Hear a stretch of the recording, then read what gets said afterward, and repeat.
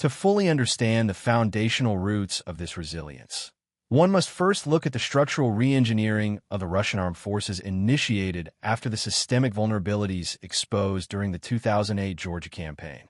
The subsequent New Look reforms, championed by defense planners and sustained through successive state armament programs, marked a decisive departure from the mass mobilization, heavy conscript model inherited from the Cold War era toward a streamlined, professionalized force optimized for rapid deployment and high-intensity regional conflicts.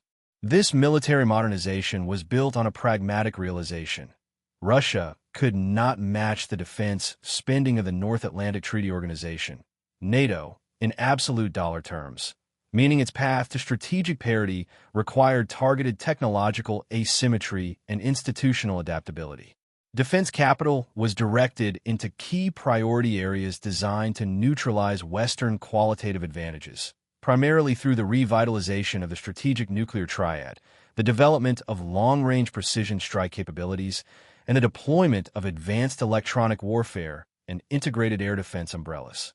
The modernization of the nuclear triad remains the ultimate guarantor of Russia's strategic resilience, providing an absolute structural ceiling that prevents localized conventional conflict from escalating into existential threats.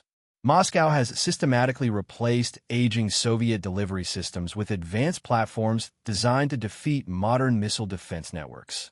In the sea-based leg, the deployment of the Boryai-class ballistic missile submarines armed with Bulava submarine-launched ballistic missiles, SLBMs, has drastically enhanced Russia's second strike survivability, offering quiet, deep-water endurance. On land, the transition to road-mobile RS-24 Yars and the deployment of the silo-based RS-28 Sarmat heavy intercontinental ballistic missiles, ICBMs, ensure that Russia's strategic rocket forces possess the payload capacity, rapid launch readiness, and countermeasure sophistication to deter any global adversary. Furthermore, the integration of hypersonic glide vehicles, such as the Avangard, has fundamentally disrupted Western strategic stability calculations by rendering traditional kinetic interceptors functionally obsolete due to their extreme velocity and atmospheric maneuverability. By maintaining an unassailable nuclear deterrent, Russia secures the geopolitical breathing room necessary to execute conventional military operations along its periphery without fearing direct foreign intervention. Simultaneously, the conventional modernization framework focused heavily on creating localized dominance through high-end anti-access/area denial, A2/AD ecosystems. The deployment of the S-400 Triumph and the development of the S-500 Promety surface-to-air missile systems have transformed regional airspace corridors, from the Baltic Sea and the Black Sea to the Arctic and the Levant, into highly hazardous zones for hostile fourth- and fifth-generation aircraft. These air defense matrices are deeply integrated with coastal defense missile systems, such as the Bastion P utilizing supersonic P-800 Onyx missiles, which effectively hold naval strike groups at bay. By creating these defensive and offensive bubbles, Russia compensates for its lack of blue water naval parity, ensuring that any external attempts to project power into its immediate sphere of influence would incur prohibitive costs in blood and material.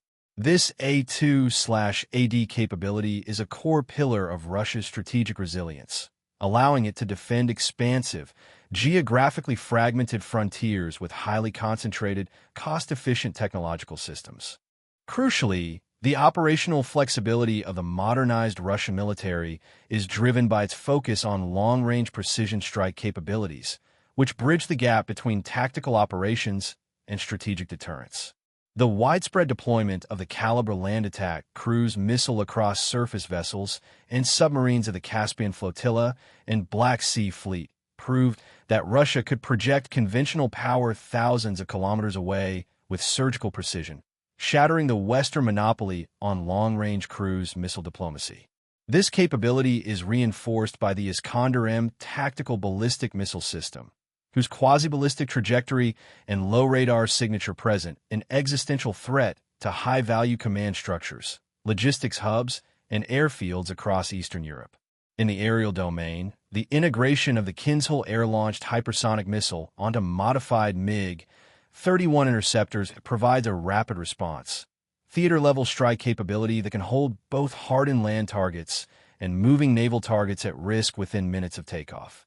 This dense network of precision weaponry gives Russian decision-makers a flexible ladder of escalation, allowing them to deliver tailored kinetic damage without triggering a wider nuclear exchange. However, modern military hardware is only as effective as the doctrine that guides it and the industrial complex that sustains it. Russian strategic resilience is deeply rooted in an adaptive military doctrine that explicitly blends conventional warfare with unconventional, informational, and economic instruments, a synthesis often labeled in the West as hybrid warfare, but understood in Moscow as new generation warfare. This doctrine treats the information space as a primary theater of military operations, recognizing that subverting an adversary's domestic political cohesion can achieve strategic objectives faster and at a lower cost than a traditional armored thrust.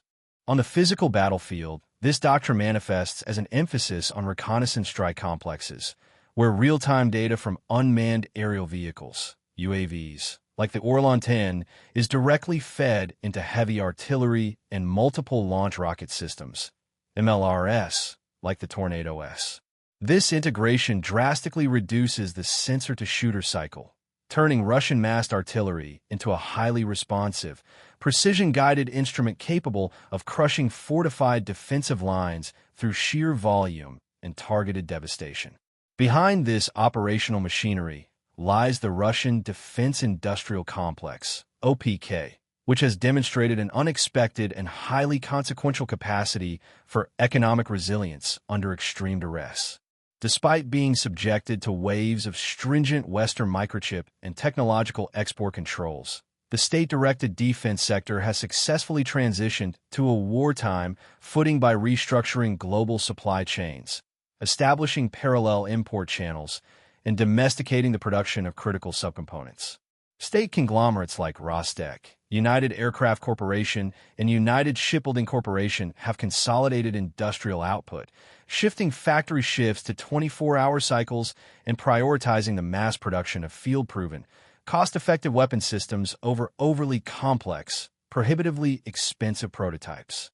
While Western analysts often highlighted the slow production rates of next-generation platforms like the T-14 Armata tank or the Su-57 stealth fighter, the Russian military demonstrated strategic flexibility by opting to modernize thousands of existing T-72B3, T-80BVM, and T-90M tanks and upgrading mass-produced Su-35S multi-role fighters. This pragmatic focus on mass, industrial scale, and sustainable output over exquisite technological perfection has allowed Russia to maintain structural endurance in protracted wars of attrition that would rapidly exhaust the finite, unreplenished munition stockpiles of Western European nations. Yet, analyzing Russia's strategic resilience solely through the lens of kinetic military modernization leaves out half of the geopolitical equation.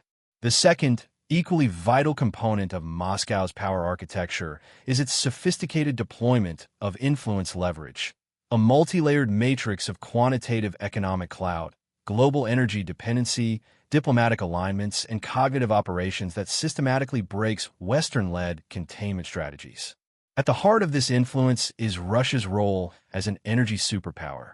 Moscow has long understood that its vast hydrocarbon reserves, managed through state-aligned entities like Gazprom, Rosneft, and Novatek, are not merely economic commodities, but strategic instruments of statecraft. For decades, Europe's structural dependency on cheap, piped Russian natural gas created a deep geopolitical vulnerability that complicated the formation of a unified Western front.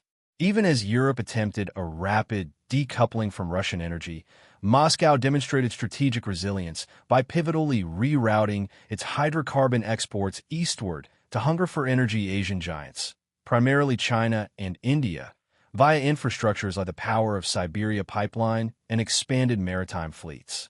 By offering discounted crude oil and liquefied natural gas, LNG, to non-Western markets, Russia did not merely preserve its vital state revenues. It deeply bound the economic self-interest of emerging global economies to its own geopolitical survival.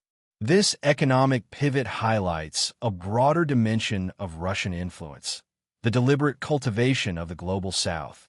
Through institutional frameworks such as BRICS, Brazil, Russia, India, China, and South Africa, which has since expanded to include regional heavyweights like Iran, Egypt, Ethiopia, and the United Arab Emirates, and the Shanghai Cooperation Organization, SCO, Moscow has positioned itself as a champion of a genuinely polycentric, multipolar world order.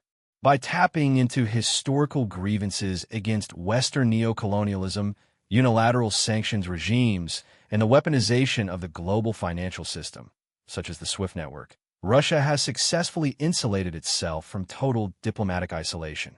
The refusal of major democracies in Asia, Africa, and Latin America to enforce Western-led sanctions regimes is clear evidence of the strength of this diplomatic leverage, proving that the modern international system can no longer be dictated by a unilateral Euro-Atlantic core.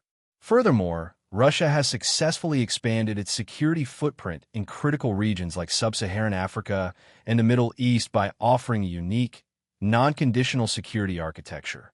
In countries like Mali, Burkina Faso, the Central African Republic, and Libya, Moscow has deployed private military companies, reorganized under the centralized control of the Russian Ministry of Defense as the Africa Corps, alongside state-level military technicians and diplomatic advisors. Unlike Western security assistance, which often comes tied to structural domestic political reforms, human rights benchmarks, and institutional transparency, Russian security influence is transactional, rapid, and focused directly on regime survival and anti-insurgency operations.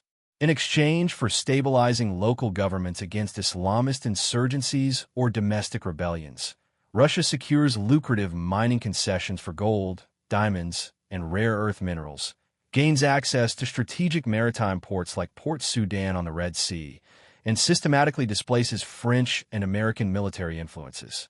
This asymmetric projection allows Moscow to create geopolitical leverage points that can be traded or exploited to distract, stretch, and complicate Western strategic planning across multiple theaters.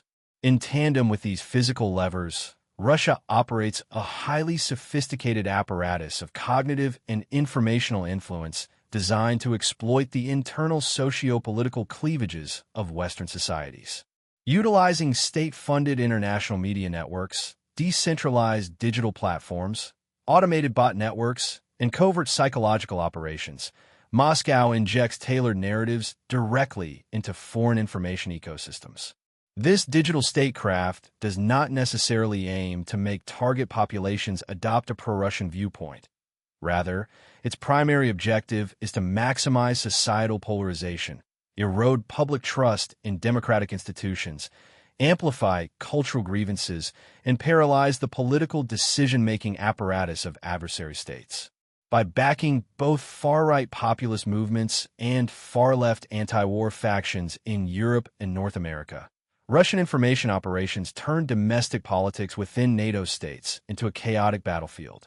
This internal political paralysis directly degrades the strategic coherence of the West, making it structurally difficult for democratic coalitions to sustain long-term, multi-year commitments to counter Russian actions along its periphery. Another critical pillar of Russia's strategic resilience is its specialized position within global agricultural and food security chains. As the world's leading exporter of wheat and a primary producer of chemical fertilizers, including potash, phosphate, and nitrogen-based compounds, Russia holds immense structural power over global food prices and supply stability. In times of global geopolitical instability, any disruptions to Black Sea shipping lanes or the imposition of financial restrictions on Russian agricultural exports immediately trigger inflationary shocks in vulnerable, food-importing nations across North Africa and the Middle East. Moscow has actively used this agricultural leverage to reward loyal partners and penalize adversaries, implementing targeted grain donations to impoverished nations while restricting fertilizer supplies to unfriendly states. This quiet control over the basic material inputs of human survival gives Russia a powerful non-kinetic tool, ensuring that a significant portion of the international community remains deeply hesitant to support any policy measures that could risk completely shutting Russia out of global trade infrastructure. This comprehensive, multidimensional resilience is further reinforced by Russia's strategic posture in the Arctic region, a theater that beautifully illustrates the convergence of military modernization and economic leverage. As global climate change gradually opens the Northern Sea route in SR, Moscow has moved aggressively to establish both sovereignty and operational control over this emerging global maritime corridor, which significantly cuts transit times between Europe and East Asia compared to the traditional Suez Canal route. Russia has constructed a dense network of modern Arctic bases, such as the Arctic Trefoil, and deployed specialized cold-weather A2/AD systems alongside the world's largest and only nuclear-powered icebreaker fleet. By securing the NSR, Russia not only protects its highly valuable northern energy projects, like Yamal LNG, but also positions itself as the primary gatekeeper of a vital commercial artery that is completely outside the reach of U.S. naval choke points like the Strait of Malacca. This Arctic strategy guarantees Russia long-term economic and military leverage as the global geopolitical center of gravity continues its inevitable shift toward northern maritime domains. At the highest level of national strategy, Russia's strategic resilience is driven by a deep institutional capacity for strategic patience, guided by a historical consciousness that accepts protracted struggle as the natural state of international politics. Unlike Western political models, which operate on short-term electoral cycles, highly sensitive public risk aversion, and quarterly economic outlooks, the Russian state apparatus operates on a multi-decadal horizon. The centralization of political authority within the Kremlin enables long-term planning, rapid reallocation of national resources, and a high tolerance for economic hardship in pursuit of core national security objectives. This institutional mindset views geopolitical competition not as a series of isolated crises to be solved, but as a permanent, structural condition of survival. Consequently, when faced with immediate tactical setbacks or massive external economic pressure, the Russian state does not collapse. Instead, it recalibrates its industrial output, restructures its foreign alliances, absorbs the cost through a highly managed domestic economy, and waits out its adversaries, calculating that democratic coalitions will eventually succumb to political fatigue, economic inflation, and internal division. Ultimately, decoding Russian power reveals that its strategic resilience is neither an accident of history nor a temporary illusion, but the deliberate result of an integrated national strategy that successfully fuses military modernization with global influence leverage. By transforming its armed forces into a high-tech, flexible instrument of localized dominance and strategic deterrence, Russia has neutralized the conventional military advantages of historically larger coalitions. Simultaneously, by leveraging its indispensable status in global energy, food, and minerals markets, and by building strong institutional ties with the rising economies of the global South, Moscow has broken free from Western economic containment. This dual capability allows the Russian Federation to remain an influential, independent pole in the emerging polycentric world order. For global strategists and international relations analysts, understanding this dynamic is essential. Russia's power does not depend on conforming to Western standards of macroeconomic scale or democratic governance, but rather on its proven ability to weaponize its unique geographic depth, technological agility, and asymmetrical influence to thrive amid systemic global chaos.